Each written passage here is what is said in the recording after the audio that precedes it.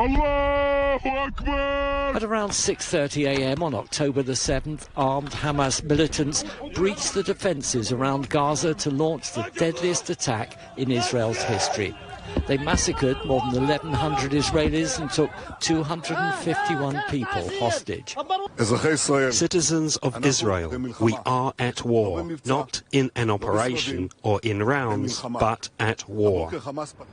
What followed was an intense bombing campaign, along with a military invasion of Gaza. Supplies of food, fuel, water and medicine were all largely cut off. But the United States stands with Israel. We will not ever fail to have their back.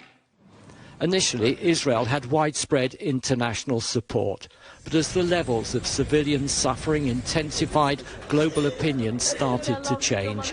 Thousands of people now regularly join pro-Palestinian demonstrations around the world. By August 15th this year, the grim milestone of 40,000 people in Gaza killed was reached.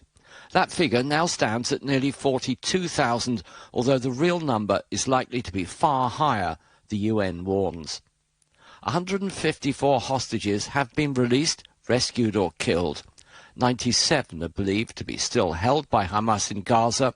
Their fate is unknown, but the IDF estimates a third of them are probably dead. In September, humanitarian agencies estimated that Israeli attacks have destroyed or damaged more than half of Gaza's homes and 80% of businesses.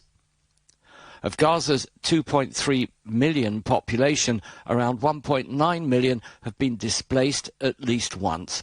That's 9 out of every 10 people living in one of the most densely populated areas in the world.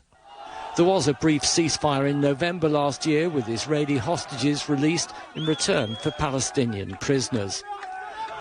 Despite intense global pressure, further attempts at a ceasefire have stalled, made more difficult after Israel assassinated the Hamas leader and chief negotiator Ismail Haniyeh while on a visit to Iran.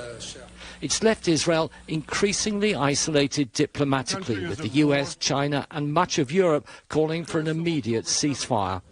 Now the conflict has spread to Lebanon and beyond, and attention on Gaza has shifted. Right now there is no end in sight for the suffering of either the Palestinians in Gaza or the hostages and their families in Israel. Michael Voss, CGTN.